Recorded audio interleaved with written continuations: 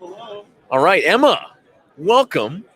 Welcome to Prosper. Thank you. Welcome to Thank you, Cameron. Take a live at Prosper. It's great to have you. Thank you. How's Prosper been for you? Prosper has been awesome. It's really been just so fantastic to be out and being able to engage with people like yourself face to face instead of just looking at them in a little Zoom box for the last year and a half. It's been great content, fantastic after events, and awesome. Very, very happy. Good time to mingle, good time. It's been really interesting to see why people are here, what they've gotten from this time, because Prosper means a lot for the community in general.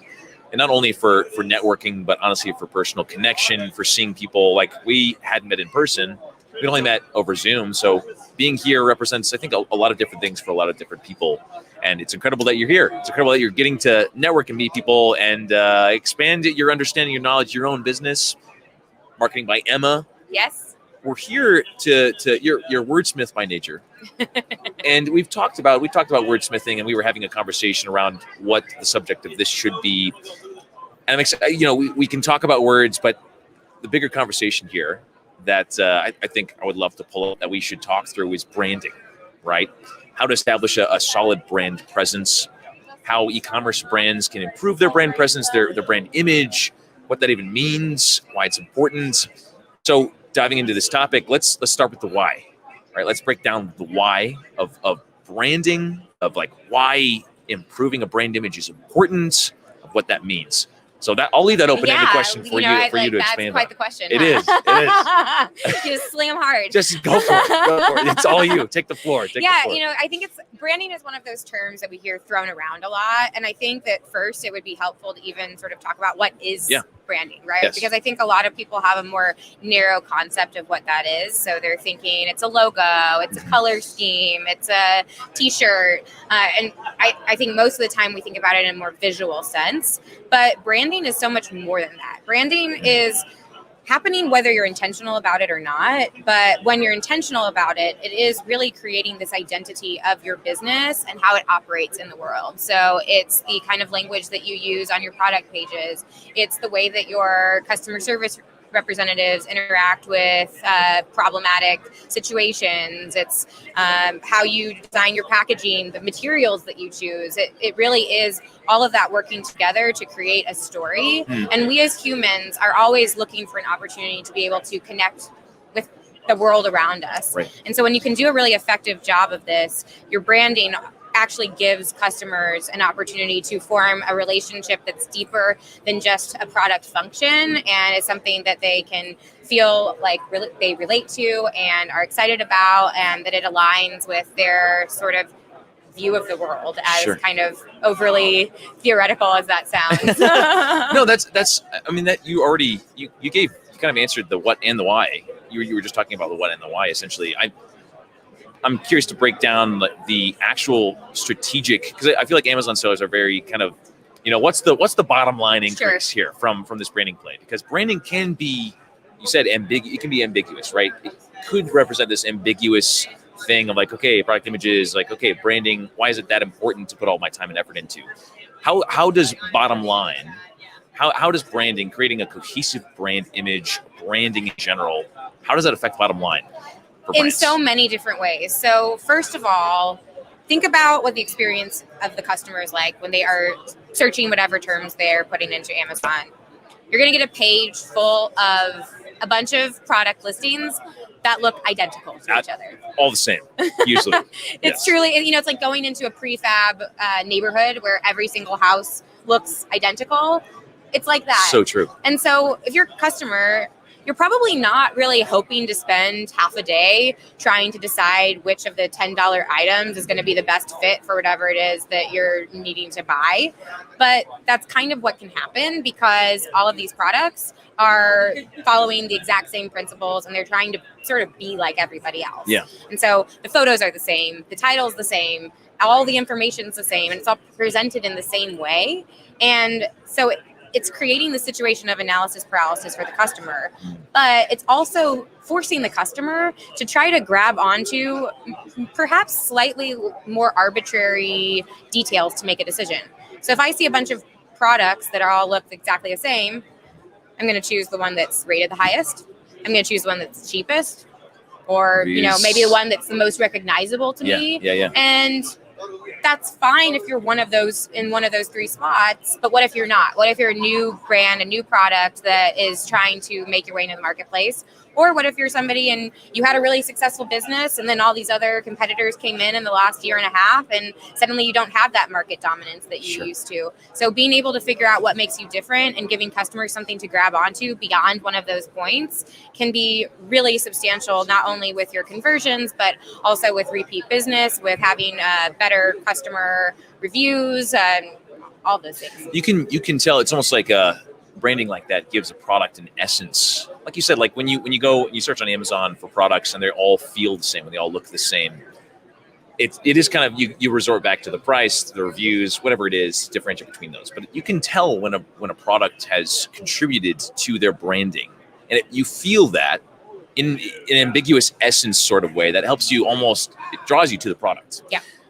When people, where's the best place for people to start that process, right? Like the idea, it's pretty overwhelming. I feel like for people to start, like, okay, brands, like make your brands, right? Make a good brand or improve your brand. That's really tough to do. It's really important though. Yeah. So what do you think is the best way for people? Where do you think is the best place for people to start that conversation? Yeah, it's kind of the equivalent of asking somebody, who are you? You're having to do that for your business. And you're right, it is something that's really difficult. It is something that can feel very overwhelming. But I think one of the important things to understand is, in the same way that we're all constantly figuring out who we are as people, your brand is something that's going to develop over time. So it's not something that you need to go sit down in a quiet room for days on end until you have that eureka moment. It's something that you can build on. It's a constant discovery process, and it's not also a one-way street. So you're going to have these ideas about what you want your brand to be, and then you're going to go into the world and you're going to interact with your customers, and they're going to give you feedback. And so it's going to continue to be refined and evolve over time as you become more confident in who you are as a business. So to start with, I would really think about some of those deeper ideas of, what are you hoping to achieve in the world? Why are you doing your business? And it might not even have anything to do with the products that you're selling, but those core values can and should be reflected in how you're presenting yourself. So if integrity and honesty is really important to you, that means that you're probably going to be choosing higher quality materials. It means that the way that you're going to interact with customers when they have a question or a complaint is going to be very different than somebody that's, perhaps more about just always being right. Sure. And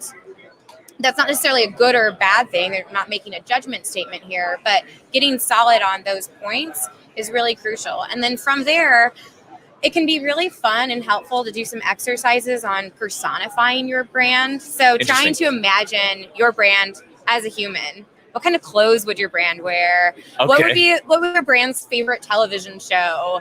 Like if your brand's in Vegas, what hotel would it stay at? Like you're building out the character of a brand. Yeah, because a lot of people, they might not have the developed vocabulary to put a specific term on something. Yeah. But you can find other things that you're familiar with to help capture that idea. So saying, our brand stays at the Cosmopolitan is going to give a very different impression than a brand that stays at the Marriott. You know what I mean? That's a really good way. It's really digestible for people who aren't marketers, right? Who didn't study branding, right, at college, which is not a requirement here. No, but it's a good way to humanize the experience of creating a brand and a personality for your product. I really like that. Yeah, and I think it's something fun you can do, and also, if you have partners in business, this type of conversation is so important because it's really easy to assume that everybody's on the same page. And if you just say a word like, it has a sense of humor and likes to golf, your version of what somebody that has a sense of humor and likes to golf might be they have a really dry kind of, Larry David sense of humor. And maybe for me, it's like more of a goofy Caddyshack sense of humor. And they're both, golf. Funny thing. And so that's where kind of filling in some of these silly sounding pieces can actually give great clarity to a concept in a way that a few catchwords might not be able to do. So I see this this core essence being established in the center, right? How does that? You gave a couple examples of this, like of how that could translate then to the different components, like photos, right, or the different pieces of the brand that people will see. What are from the core being established? How does that then translate to, or what are the main components that breaks out into? Yeah. Photos copy. Like, what does that process look like? Yeah, so definitely the photos, and it's not just the photos themselves and the style of the photos and the people that you have, what they're wearing, all of that is very much a part of it, but it is even the font you're using, the colors that you're using, the specific types of language that you're choosing, how you are constructing your sentences. Are they really short and power-packed, or are they a bit softer and more inviting? When it comes to your A+ content, then you really have that blending of the two. So you need to be thinking about how the imagery and the text work together in a cohesive way. Yeah. But something else that I think is so critical to be considering with e-commerce in general is that, and Amazon even more specifically, especially if it's a Prime customer, they're not potentially committing to that purchase until they get it home. So you don't just make the sale by getting them to add to cart and complete their purchase. You still have to win them over and convince them that this is the product to stay with when they get it home. What does that mean? So that means, what are you going to enjoy more? Opening something that comes in a poly bag, or something that comes in a really awesome box that before you even open it, you're feeling excited and like, yes, this is what I hoped it would be, and I'm so pumped. I'm a sucker for good boxes. Yeah, I mean, really am. We were talking about Apple. Of course, Apple, they're like the example that everybody uses when it comes to branding. For good reason. So I bought a new laptop from them in December, and their packaging, it truly does delight. An Apple customer loves all of those little details. Yeah. And when you're opening the box, and there are a couple of boxes. So just the outer cardboard box, before you even get into the Apple box itself, you sort of like open the tabs, and it kind of elevates the box slightly, like this, like you opened a treasure chest or something. And it's so subtle and small. And they probably put a lot of time and effort into developing that. Absolutely. And it is details like that allows them to charge so much more money for a product that is not always the most convenient product to use. And you know that people sell Apple boxes online. I'm not surprised Truly, by that. You can sell it. People buy them for a decent amount of money. Yeah. It speaks to their craft. It speaks to their intentionality with their brand experience. Yes. And that is a great example of how a packaging can impact the decision of a purchase and future purchases. Right. And so it's reinforcing that. It's like, yes, you made the right choice. You love Apple, and we love that you love Apple. And it's so tiny. And so, of course, you might not be Apple, and you might not have the resources to be able to do something like that, but to still sort of think of your packaging as a throwaway sort of, last minute decision to make, and not really have that same intentionality, you could really be doing yourself a disservice. Because if I'm looking at a package and the imagery is printed really poorly and kind of pixelated and not clear, or we have the really questionable English on it. Oh yeah. The product itself might be fantastic, but what's your perception of what that product is when that's your sort of first impression when you get it into your household? Certainly more negative than it certainly skews the actual quality of the product, right? The brand image skews the quality of the product at that point in time. And so what if instead you figure out Apple, you have this great package, and so then you're excited. You're going to have a better impression of the product when you actually open it, because you're expecting it to be better. And our minds are weird like that, and they'll actually shift how we perceive something just because we're hoping for it to be positive. Yeah. And so then you have a good experience of it. Then what? Somebody asks you about that product. You're going to recommend it. Absolutely. Exactly. And it's not just going to be like, I don't know, I just searched whatever on Amazon. You're going to be like, let me tell you about this product. Stood out. So there are a lot of different directions I think that people could go in. There are two types of products in my mind, or two types of people in my mind. Brands. Ones that haven't been created yet that people will start, that people will build in the future, and also ones that are pre-existing, brands that are pre-existing that maybe someone's watching this right now and they're thinking, oh, well, this idea of packaging, like my packaging isn't as good as I want it to be, or my photos aren't as brand cohesive as I would want them to be, or I don't even have a brand that I'm proud of, right? Where for those people that have an existing brand, where do you think is a good place to start? Starting. Starting. Yeah, I mean, that might sound like a silly answer, but I think anytime that you have this really big project, it is just overwhelming, and it can be overwhelming to the point where you don't know what to do, and so you just sort of say, I don't know, I'll deal with that later. Yeah. Like, I'm thinking in my own personal business right now, we have some different software things that we're trying to figure out, and it feels like a chicken and egg thing where it's like, do we do this first? Do we do that first? I don't know. Maybe I'll just ignore it until after Prosper, which might have happened. Hey, no. So I would say start where you're most comfortable. You know, if you're...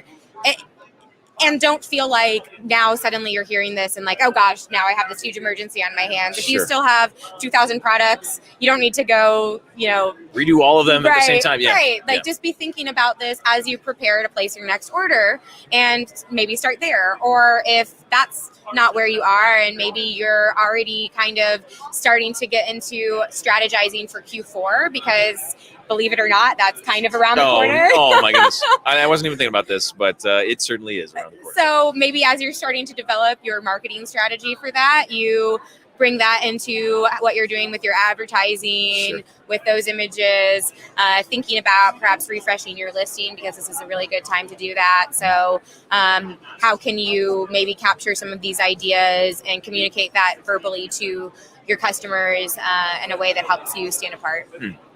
So you talked about being open to the idea of changing your brand as time goes on, right? Like you don't have to have it all figured out right now. And the next time you do a brand refresh or you do something to improve your brand, it's not like it's set in stone forever, right? I'm also curious on kind of the other side of that, how many times is too much, or is there a limit to, this is a very specific question, is there a limit to how many changes you can make to a brand? Like at what point in time do changes in branding, brand image confuse the customer for who you are as a brand, right? Is there a limit to how many changes you can make? Is there not? What is that? What do you think? I would say that it really depends on the intentions behind the changes and how you're doing those changes. So if you're doing a really significant rebrand, for some reason, what comes to mind when I'm thinking about this is it's probably not a brand that you're super familiar with, but CoverGirl Cosmetics. I'm super familiar. Well, so for a long time, they were kind of starting to just be like the brand at the drugstore that no one was really that interested in. Like all of their packaging had been the same for tens of years. So long, they hadn't really launched any exciting products. Nothing was ever being spoken about on social media, and they were really kind of dying. They completely rebranded themselves. They changed their slogan used to be easy, breezy, beautiful CoverGirl. Now it is I am what I make up. And big difference. And their rebrand was featuring much younger people and very diverse people. So, having different genders represented, different skin tones represented. And that's something that a lot of makeup companies haven't done a very good job of. They've also launched some more clean ingredient types of lines. And so they're clearly seeing that in order to be able to have a fighting chance, they need to make sure that they're still relevant. And some of that was having to shed their old skin. Sure. But if they would have done that in bits and pieces, it probably wouldn't have had the same impact. So that, because it was such a substantial shift, I think it makes sense that they did all of this work behind the scenes and then kind of came out with a bang. Sure. So for perhaps really big things, like a complete brand overhaul, let's say, that makes sense for a one-time, big time, maybe not one time forever, but a significant moment to release things like that. Whereas like copy, that's something that can be changed more frequently. Right, because it's not necessarily something that people are going to be remembering and connecting to. And they might be in the moment, but it's not necessarily something that, when they're walking around, they're going to be like, oh yeah, I loved that third bullet. Exactly. I mean? Yeah. Oh, I missed that third bullet somewhere. So the branding itself, like you were talking about CoverGirl, skin tones, having more people represented, that is, to me, a very modern play in branding. That has become significant in branding over the last couple of years. I'm curious how you see branding like that not changing, but what you see becoming more important in branding over the rest of 2021, which is, Q4 is almost here, and into 2022. What do you think is on the horizon for branding in general? Yeah, so it's interesting because I think in some ways, when we're talking about things like representation of skin tones and gender and everything like that, that's almost like the baseline now. So if you're not doing that, then you're probably in trouble and you should be considering it.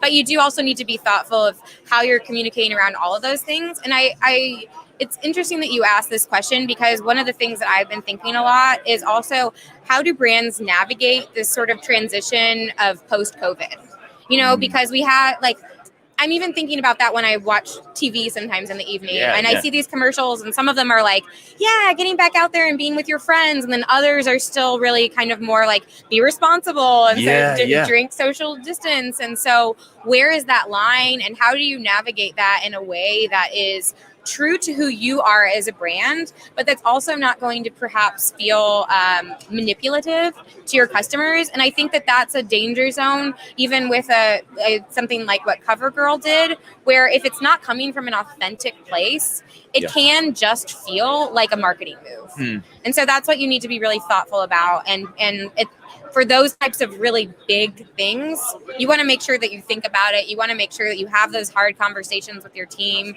or if you're just a one-person show, have those conversations with people that you trust. And I would say that as great as family and friends can be, those are the conversations that would also be worthwhile talking with people that are experienced with business and can perhaps give really hard feedback if that's what you need to hear.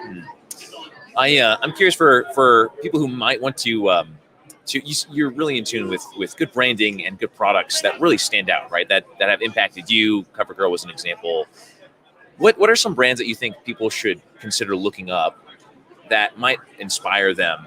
And this might be it might be personal, it might be a personal thing, right? Like encouraging everyone watching to look up think about brands that have impacted them. But what would you suggest brand-wise, people looking up to see some good examples of products that they might be able to see good examples of branding from? Sure. So one brand that I've been really into just personally lately is a athleisure brand, and it is called Girlfriend Collective.